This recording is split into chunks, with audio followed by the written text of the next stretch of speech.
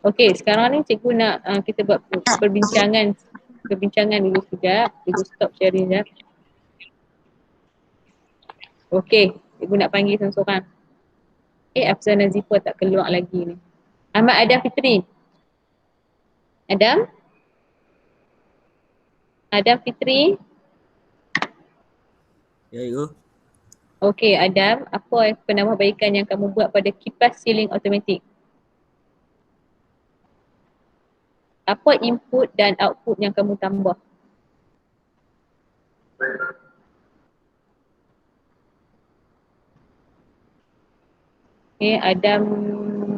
Adam left. Adam left terus. Siapa? Auf Zalina. Auf? Apa input dan output yang kamu tambah kat kipas elektrik tu? Penderia inframerah. Auf dia tambah penderia inframerah. Untuk apa?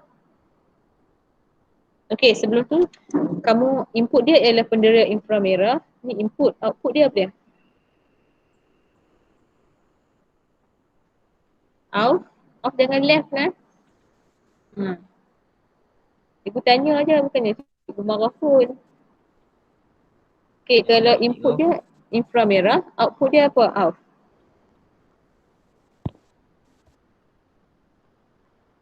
Tak ada nak? Tak ada. Ingat. Fatih Akil.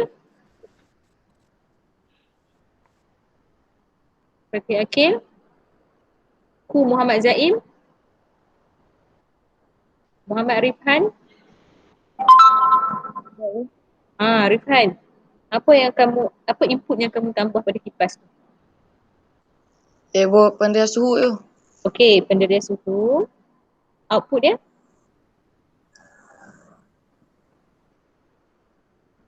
Rifhan? Lampu LED.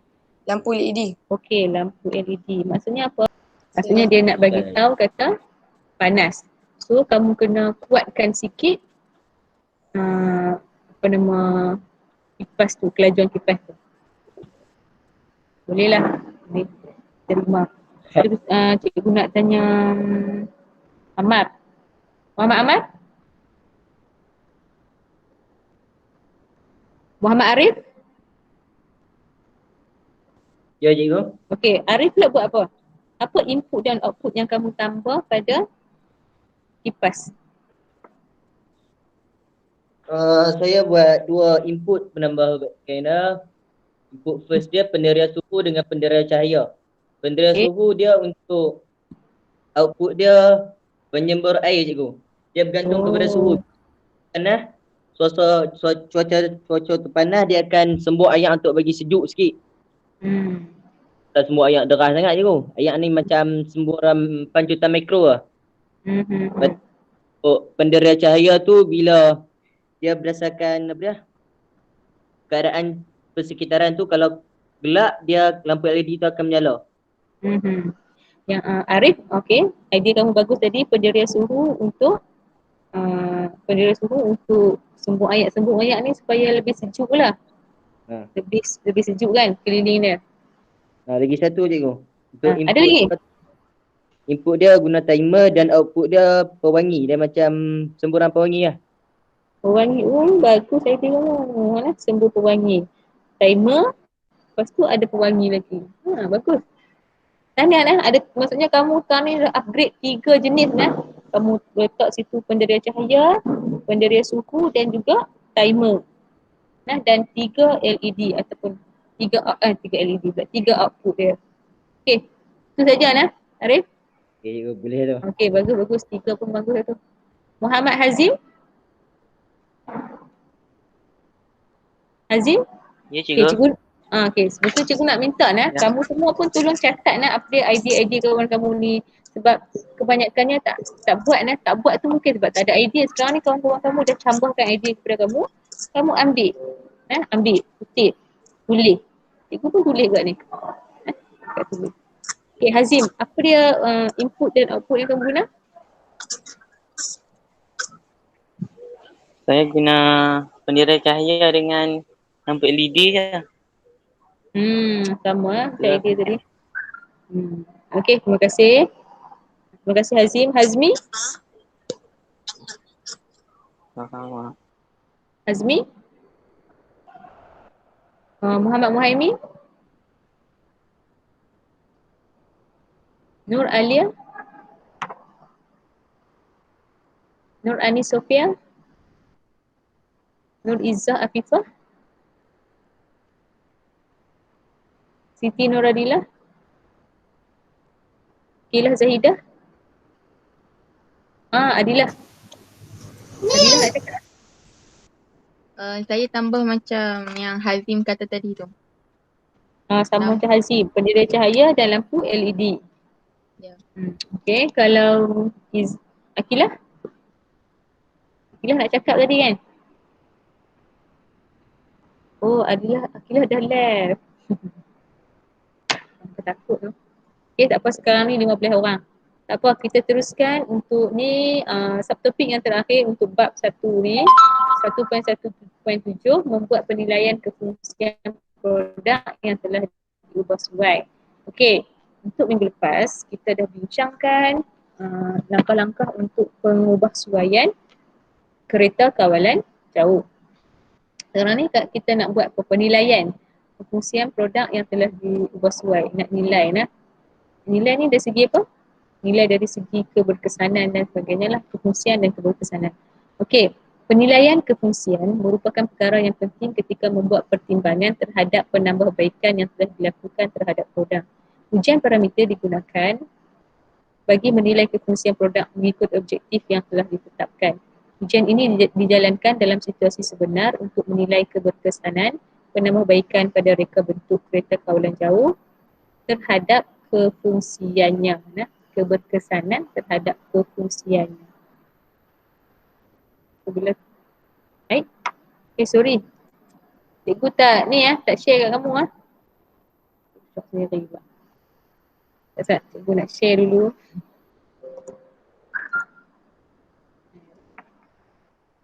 Ni cikgu baca yang ni. Buku teks juga lah, berdasarkan buku teks. Okay, yang ni kereta kawalan jauh yang telah diubah sesuai. Dia ada buzzer kat atas ni.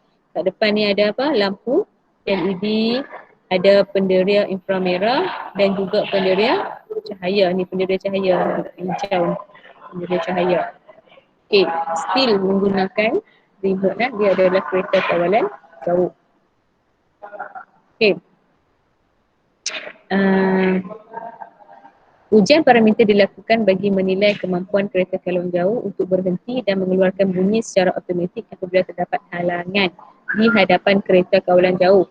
Selain itu, ujian ini juga dilakukan untuk menguji kemampuan LED menyala apabila kereta kawalan jauh melalui kawasan yang gelap. Keputusan pengujian telah direkodkan dalam laporan. So, ini ialah laporan ataupun keputusan pengujian kereta kawalan jauh. Okey, tengok ujian pertama dari segi ujian kefungsian penambahbaikan LDR dan lampu LED. LDR ni apa kelas? Perintang peka cahaya. Okey, ujian parameter dia, kereta kawalan jauh digerakkan ke kawasan gelap bagi menguji kefungsian lampu LED. Keputusan dia, lampu LED berfungsi apabila kereta kawalan jauh melalui kawasan yang gelap. Berjaya lah. Okey, yang kedua, penambahbaikan yang dibuat ialah pendera inframerah dan pembas. Apa yang dia buat? Ujian parameter dia, kereta kawalan jauh digerakkan ke kawasan yang mempunyai halangan bagi menguji kefungsian pendera inframerah. Pengujian juga dilakukan untuk menguji kefungsian pembas apabila pendera inframerah mengesan halangan di hadapan kereta kawalan jauh. Ujian dilaksanakan sebanyak 3 kali. Kenapa dibuat sebanyak 3 kali? Untuk mencari ketelusan ujian. Ketelusan. Okay, keputusan kereta kawalan jauh akan berhenti secara automatik dan mengeluarkan isyarat bunyi apabila terdapat halangan di hadapan kereta kawalan jauh. Jadi objektif kita yang pada awalnya, tujuan kita tambah baik kereta kawalan jauh itu, objektifnya semua telah tercapai. Okey. Penilaian kefungsian reka bentuk kereta kawalan jauh yang telah diubah sesuai juga mengambil kira aspek pembangunan reka bentuk yang lain seperti keupayaan produk, nilai estetika, keupayaan produk, nilai estetika. Estetika tu ialah nilai cantik nah.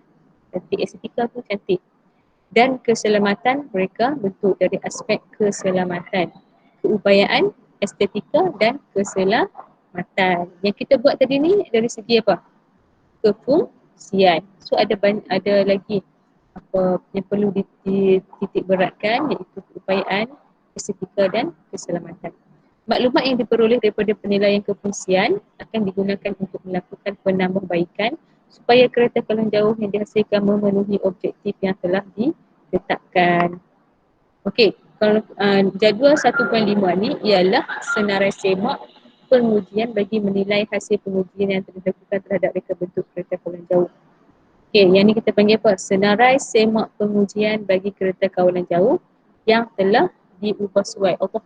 Adakah reka bentuk produk dapat menyelesaikan masalah yang dihadapi? Adakah reka bentuk produk mempunyai kualiti yang baik? Adakah reka bentuk produk selamat digunakan? Adakah reka bentuk produk mempunyai bahagian yang tajam? Oh tidak. Tidaklah. Adakah reka bentuk produk mempunyai bahagian tajam? Oh tidak. Tidak ada. Tidak ada yang tajam. Tidak ada yang membahayakan. Adakah reka bentuk produk boleh dihasilkan dengan kos efektif? Ya. Okay, semua memenuhi ya objektif reka bentuk sebuah produk. Okey. So, nilas berdasarkan pada keputusan pengujian yang diperoleh didapati kereta kawalan jauh mampu menjalankan fungsi yang dikehendaki iaitu berhenti mengeluarkan bunyi secara automatik apabila terdapat halangan di hadapan kereta kawalan jauh. So dia ada dua fungsi tadi nah, dua fungsi tambahan tu iaitu dia akan berhenti dan mengeluarkan bunyi apabila ada halangan. Satu lagi, lampu LED pada kereta kawalan jauh juga berfungsi apabila melalui kawasan yang gelap. Walau bagaimanapun beberapa cadangan penambahbaikan boleh dilakukan pada kereta kawalan jauh bagi meningkatkan lagi kualiti dan keupayaannya. Okay, di sini ada cadangan penambahbaikan yang boleh dicadangkan. Yang pertama, meningkatkan kemampuan kawalan supaya kereta kawalan jauh dapat dikawal dengan menggunakan pergerakan isyarat tangan. Guna isyarat tangan je, tak payah tekan remote ataupun handset tu kan. Okey, yang kedua, kelajuan kereta kawalan jauh boleh dikawal, nak laju ke pelan kan. Dan yang ketiga, meletakkan komponen contohnya span di bahagian hadapan kereta kawalan jauh yang berfungsi sebagai penyerap hentakan. Kalau berlaku accident mana? Apa panggil? Accident Pelanggaran juga. Pelanggaran, yes. Good, terima kasih. Okey, bila berlaku pelanggaran, dia akan mengurangkan kerosakan kereta. Okey.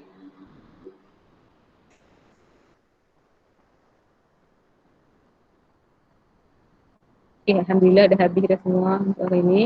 So kita tengok sikit rumusan apa yang kita belajar untuk bab 1 ni sebelum kita pergi ke bab seterusnya minggu hadapan. Okay, yang pertama menyatakan maksud reka bentuk mekatronik. Apa maksud reka bentuk mekatronik? Siapa nak baca? Anyone? Baca je. Kamu nampak kan cikgu punya presentation ni? Nampak cikgu. Okey, baca. Menyatakan maksud reka bentuk mekatronik. Reka bentuk produk atau sistem yang menggabungkan disiplin ilmu elektrik, mekanikal, elektronik, kawalan dan pengaturcaraan untuk mencapai tujuan yang dikehendaki. Okey, terima kasih lah. Gabungan 3 disiplin ilmu tu. Kena ingat. Elektrik, elektronik, mekanikal dan kawalan pengaturcaraan. Kawalan dan pengaturcaraan. Okey, 4 kena pasti 4 elemen mekatronik. Siapa nak baca? Saya cikgu. Perempuan? Siapa tu? Adilah. Okey, baca. Mengenal pasti elemen mekatronik ada 4 iaitu sistem elektrik, sistem mekanikal, sistem elektronik dan sistem kawalan dan pengaturcaraan. Okey, ingat tambahan kakak. Okey, seterusnya Menerangkan fungsi elemen mekatronik pada produk sedia ada. Okay, produk sedia ada yang ada dalam buku teks ni, tiga ni itu kereta kawalan jauh, pintu gelangsar automatik dan mesin basuh automatik. Juga menghasilkan gambar rajah blok diagram produk mekatronik sedia ada. Okey, siapa blok diagram? Macam mana cara nak tulis blok diagram? Siapa nak jawab? Blok diagram? Pertama kena ada apa? Anyone? Input kan? Hello? Ya, Ya dulu. cikgu. Input, lepas tu Proses. proses, lepas tu Output. output. Tu kita panggil block diagram. Input, proses dan output. Kalau dalam sistem elektromekanikal kita ni, proses dia ialah mesti ada apa? Kawalan dan pengatur caraan. Okey. Menghasilkan lakaran bahagian reka bentuk produk yang akan diubah sesuai berdasarkan gambar rajah blok yang terlibat. Okey, kita buat blok diagram dulu, barulah kita lukis, kita buat lakaran. Okey, yang pertama model fungsi. Ingat lagi tak model fungsi? Ya cikgu. Okey, kalau model fungsi ni mula dengan apa? Lantai. Lantai. Okey, lantai tu sejenis apa? Sistem. Input sistem ataupun sub sistem. Sama ada lantai ataupun kalau kamu guna hook gantung dekat ceiling ataupun dinding boleh juga. Okey. Kemudian dia berakhir dengan apa? Panel kawalan tanpa wayar. Okey, yang tu kalau kereta kawalan jauh Kalau yang biasa-biasa ni model fungsi ni dia akan berakhir dengan Produk. objek. Dengan objek dengan objek. Contohnya lantai memegang kaki meja memegang muka meja memegang buku. Buku itu ialah objek. Buku ialah objek. Faham tak? Faham tak? Faham tak? Faham cikgu. Faham cikgu? Cikgu macam orang lain duduk lena Bertiga orang yang duduk jaga. Halal. Duduk bersama cikgu lah. Okey, terima kasih. Sebenarnya yang kedua kamu kena tahu juga analisis berantai punca dan kesan. Okey, punca dan kesan ni atas sekali, ingat lagi kan? Atas sekali ialah punca atau kesan? Punca cikgu. Atas sekali ialah kesan. Kesan. Tujuan dia ialah kita nak cari punca dia. Punca dia di bawah sekali. Punca dia ialah apa? Macam tu jugalah apa-apa masalah yang berlaku dalam hidup kita ni. Dia sama aja. Kita akan cari apa kesan dia dan kita akan cuba, kita tengok nampak apa kesan dia dan kita akan cuba cari punca dia kat mana. Itu jugalah analisis berantai punca dan kesan. Kalau kamu nak guna analisis berantai untuk kehidupan harian kamu pun boleh. Kalau kamu ada masalah apa, boleh guna kaedah analisis berantai punca dan kesan. Tujuan dia untuk mencari punca tu lah. Okey, yang ketiga pencanggahan fizikal dan prinsip inventif. Okey, pencanggahan fizikal ni belajar masa kegiatan 2 dulu ni. Ingat lagi tak kalau pencanggahan fizikal tu apa dia? Contohnya macam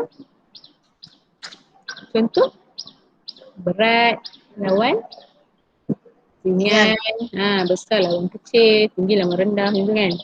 Okey, analisis berantai tengah fizikal dan prinsip inventif. Prinsip inventif sampai kamu jumpa prinsip inventif yang kamu gunakan ada 2 jenis iaitu ruang dan juga masa. Okey, lakaran perkembangan idea dan last sekali lakaran 3D bermaklumat. Okey, lakaran 3D bermaklumat ni mesti ada apa? Senarai bahan, mesti ada senarai elemen, mesti ada senarai prinsip. Ingat, bahan, elemen dan prinsip. Dan juga ada apa satu lagi? Minta maaf. Bukan lakaran, label fungsi. Label fungsi. Okey. Dan dia mestilah dalam bentuk 3D. Maksudnya membuat penambahbaikan pada produk berdasarkan lakaran yang dibuat. Dia ada cadangan penambahbaikan dan satu lagi proses penambahbaikan. Proses penambahbaikan ingat lagi dah minggu lepas ada berapa? Ada 6 proses benar. 6 proses penambahbaikan.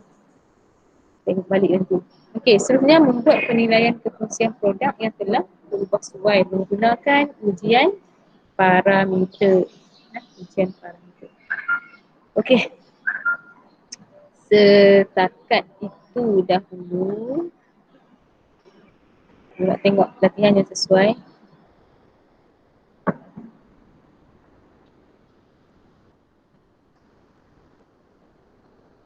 Okay, kita tengok latihan pengukuhan lah. Minggu depan kita bincang latihan pengukuhan ni sahaja. Senang. Okay, tengok muka surat 34 .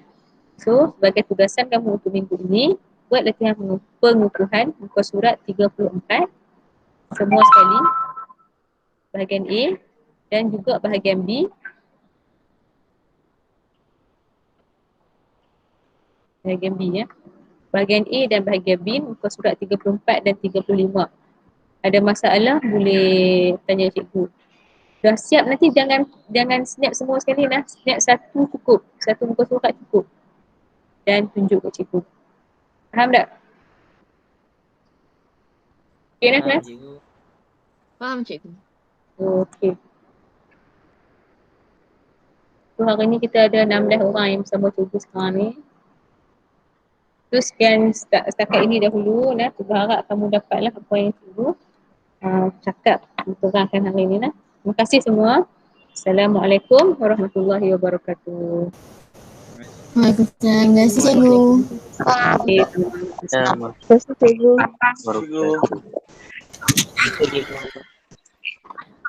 Cikgu. sama-sama. Have a nice day.